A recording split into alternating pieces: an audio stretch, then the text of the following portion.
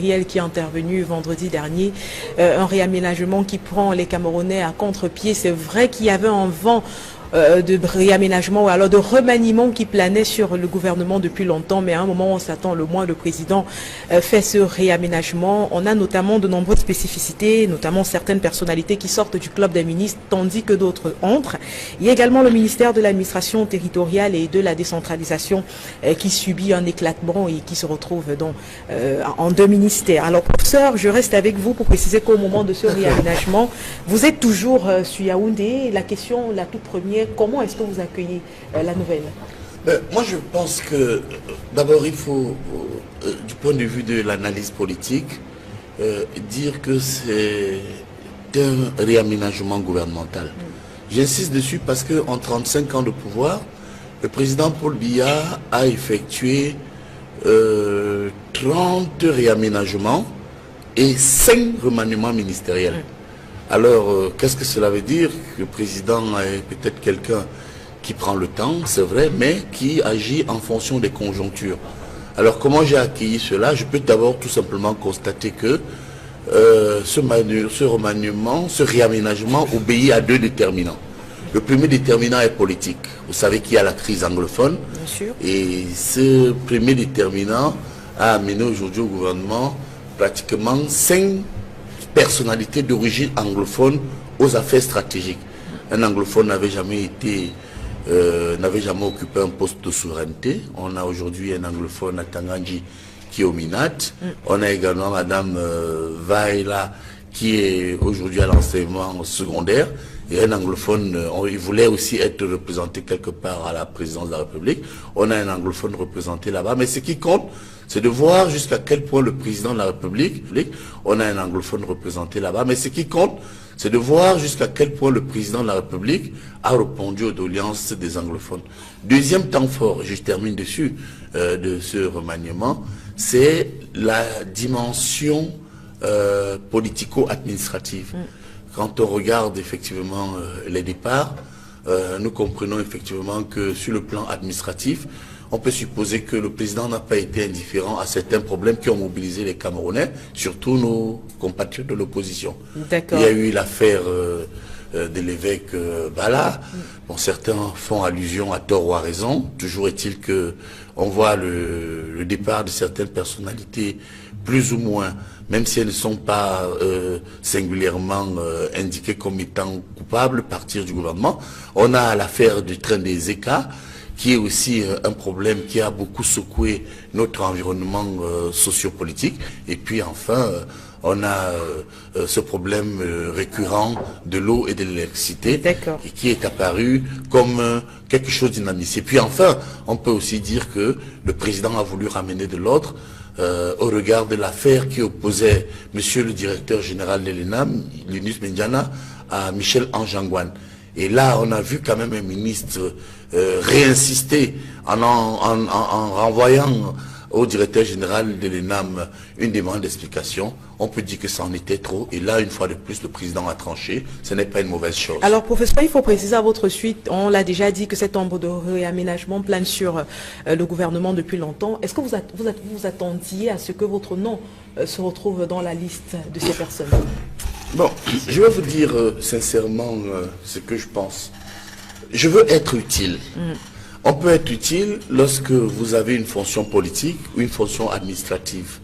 Bon, alors, en termes d'utilité, je voudrais dire à tous ceux qui m'ont interpellé sur... En termes d'utilité, je voudrais dire à tous ceux qui m'ont interpellé sur cette affaire que je bénéficie d'une attention politique du président de la République. Il a deux types de collaborateurs. Il a des collaborateurs administratifs, les membres du gouvernement, les directeurs généraux, mais à côté aussi, il a des collaborateurs politiques. Croyez-moi, la main sur le cœur, c'est Paul Biya qui a personnellement fait de moi membre titulaire du comité central du RDPC. Donc on en déduit que vous n'êtes pas, on retient que vous n'êtes pas déçu du tout de ce réaménagement. Mais non, mais quand je dis que je veux être utile, je vous prends 3 exemples et je termine vraiment là-dessus. J'ai contribué à apporter la preuve que le président nous écoute. Je vais vous dire, et là avec mes amis de l'opposition témoins, lorsque je suis sorti sur un plateau, je crois que c'était d'ailleurs le vôtre ou un autre, où je faisais remarquer que un anglophone n'a jamais occupé un poste de souveraineté. Les anglophones ne sont pas suffisamment représentés. Et sur les 3 ministres de l'éducation, les anglophones n'occupaient aucun. On a tenté de me taper sur les doigts. Ça, je ne vous le cache pas. Nous sommes ici à Mondiovision. Les gens m'ont dit, et certains camarades m'ont pratiquement agressé. J'en ai souffert. Mais une fois de plus, le président m'a donné raison. Je demandais, et j'ai fait une autre chef de l'État, où je démontrais l'utilité de libérer les membres du consortium. Il les a libérés. Et puis, j'ai demandé à côté qu'il y ait un anglophone. Aujourd'hui, il y a une dame qui occupe l'enseignement secondaire. Et puis, on voit un anglophone occuper un poste de souveraineté. La preuve que le président vous écoute. Moi, j'ai l'impression d'être utile à côté du président de la République. D'accord. Ok, professeur, après vous, on va justement se tourner vers Alex Gustave Azebazé. On voit au cours de ce réaménagement que beaucoup de personnes ont été prises de court. On voit notamment la sortie de Mebengo de ce ministère. On voit également la sortie de Belinga Ibutu, les deux qui ont été éjectés. Quelle autre spécificité avez-vous à votre niveau? Également la sortie de Belinga Ibutu, les deux qui ont été éjectés. Quelle autre spécificité avez-vous à votre niveau relevé dans ce réaménagement ministériel? D'abord, je ne sais pas pourquoi les gens... Vous pouvez dire que les gens ont été pris de court. Non. Si la gouvernance camerounaise était fondée sur la reddition des comptes, c'est-à-dire que chaque responsable d'administration publique rendait compte de la manière dont il exécute les mandats qui lui sont délégués, parce que la fonction ministérielle au Cameroun, malheureusement, n'est pas encore une fonction élective. Aucun d'eux n'est élu. Ils sont délégués par le président de la République pour exécuter une partie des responsabilités qui sont les siennes en tant que chef de l'exécutif. Donc, si ces gens-là rendaient compte, il me semble que le ministre Mebengo ne serait plus au gouvernement aujourd'hui, en tout cas jusqu'à vendredi. Il y a tellement de choses. Tellement de choses. Quand il a été ministre de la Défense, vous savez très bien que je ne parle pas simplement de la stratégie ne dépend pas de lui, ça dépend de l'état-major, mais la gouvernance de l'armée n'était pas la chose la meilleure.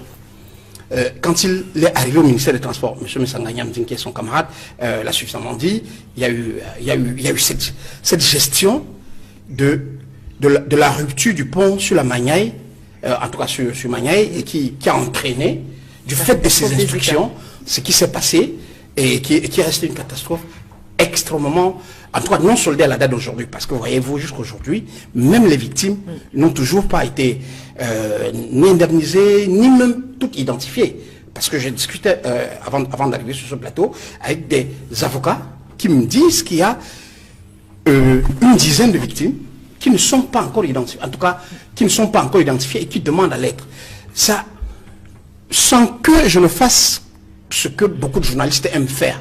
Je ne sais pas pourquoi c'est plutôt aujourd'hui que le président Biya a décidé de mettre fin aux fonctions de ce ministre-là. Il a ses raisons, mais je pense de mettre fin aux fonctions de ce ministre-là. Il a ses raisons, mais je pense, parce que c'est le droit à la spéculation que nous avons comme journalistes, ou à l'analyse des faits. Je pense que l'événement majeur qui a provoqué ce remaniement, vous l'appelez réaménagement, pour moi c'est un remaniement ministériel. Oui. Il n'a pas l'ampleur d'un remaniement post-électoral, mais c'est un remaniement ministériel. Ce qu'on appelle réaménagement, c'est pas une personne qui a quitté, ou bien c'est pas un ajustement qui a eu à la tête d'un ministère où le ministre aurait démissionné. Le président a choisi un moment pour, comment je l'ai dit, procéder à des ajustements. Il a même modifié la structure du gouvernement en créant un nouveau ministère.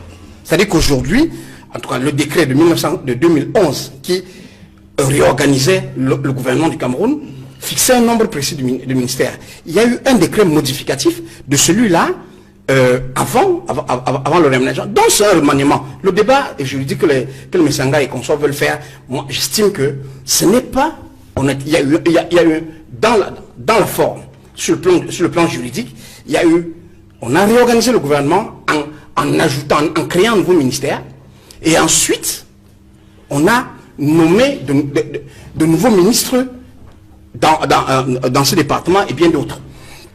Et il m'a semblé, s'il y a un élément, un facteur déclenchant je préfère parler d'un facteur déclenchant.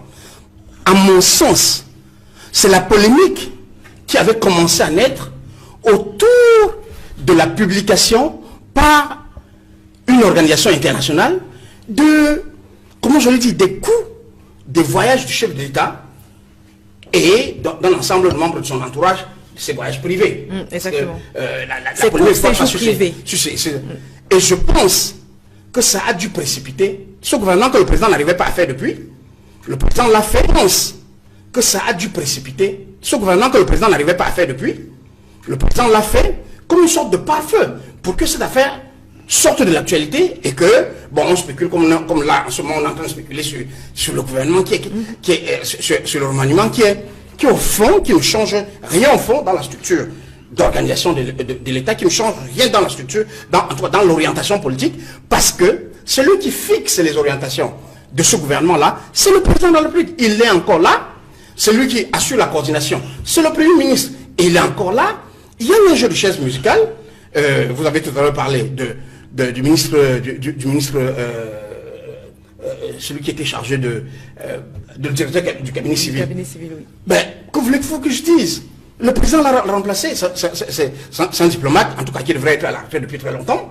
Il a servi aux côtés du chef de l'État, avec qui il doit avoir des relations personnelles fortes ou privilégiées.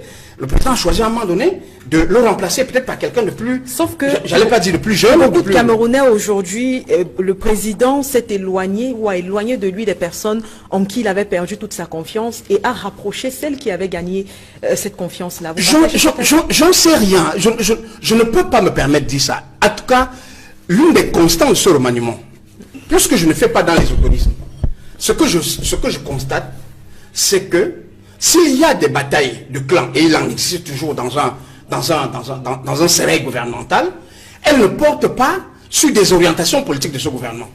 Elles portent sur des rapprochements entre personnalités, mais surtout au sein de la famille présidentielle. Parce que si vous analysez très très clairement et très très froidement, vous remarquerez que la plupart des gens qui ont connu une ascension, ou qui sont restés ou ont été mutés mais sont restés dans le gouvernement, c'est des gens qui ont très peu de soucis avec la première dame. Beaucoup d'entre ceux qui aujourd'hui ont très peu de soucis avec la première dame. Beaucoup d'entre ceux qui aujourd'hui sont à la touche, en dehors de ceux qui traînaient les casseroles, mais le gouvernement n'a jamais été remanié au Cameroun pour des raisons de casseroles. Si c'était le cas, il y a beaucoup de gens qui sont encore dans ce gouvernement qui ne seraient pas ici. Ils seraient partis depuis bien trop longtemps. Donc, à mon avis, le casting qui a été fait, ou le recasting qui a été fait, a visé à régler sans doute un problème de relation entre, vous savez, le président, qu'on l'aime ou on l'aime pas, mais en tout cas, je n'ai aucune raison de ne pas l'aimer. Il est le président du Cameroun. Sans doute, il y a des gens qui me sont proches idéologiquement ou intellectuellement qui peut-être ne le votent pas, mais dès l'instant où il est voté, il est le président de la République du Cameroun. Et quand je parle du président de la République, je considère que nous attendons de lui, en tout cas tant qu'il est là, qu'il exerce complètement la mission qui est la sienne, qu'il l'exerce en s'assurant que compte est régulièrement rendu aux Camerounais, pas seulement à lui, parce que très souvent, comme il ne fait pas de conseil de ministres, il n'est pas évident que des ministres lui rendent compte. Et résultat, des situations restent très longtemps. La dernière chose que je voulais dire, vous aurez remarqué que là où il y a eu des mouvements, c'est des ministères qui ont un rapport très très poussé avec les partenaires internationaux.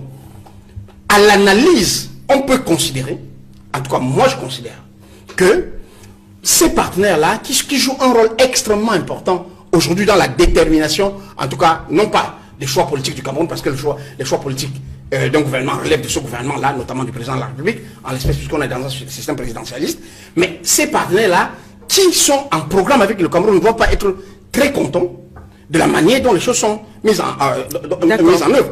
Et ils ont dû attirer l'attention du président de la République. Il a procédé un homme chef de musical. Enfin, dans le secteur du transport, et vous l'aurez remarqué, le secteur du transport est quand même l'un des secteurs qui, dans le secteur du transport, et vous l'aurez remarqué, le secteur du transport est quand même l'un des secteurs qui a le plus broyé des ministres sur les 10 dernières années. Peut-être que vous ne le remarquez pas assez. je crois que M. Mebengo ou M. Ngale Bibé qui arrive doit être le 5e ministre en 10 ans dans le secteur du transport. Posez-vous la question. Le plus gros, comment je le dis, la plus grosse activité de transport du Cameroun est tournée vers l'extérieur. C'est-à-dire les ports, les aéroports et puis, bien entendu, la sécurité portuaire, la sécurité maritime ou la sécurité aérienne. Il ne me semble pas que de ce côté-là, les partenaires du Cameroun soient toujours... Très bien, je vous remercie. Alex.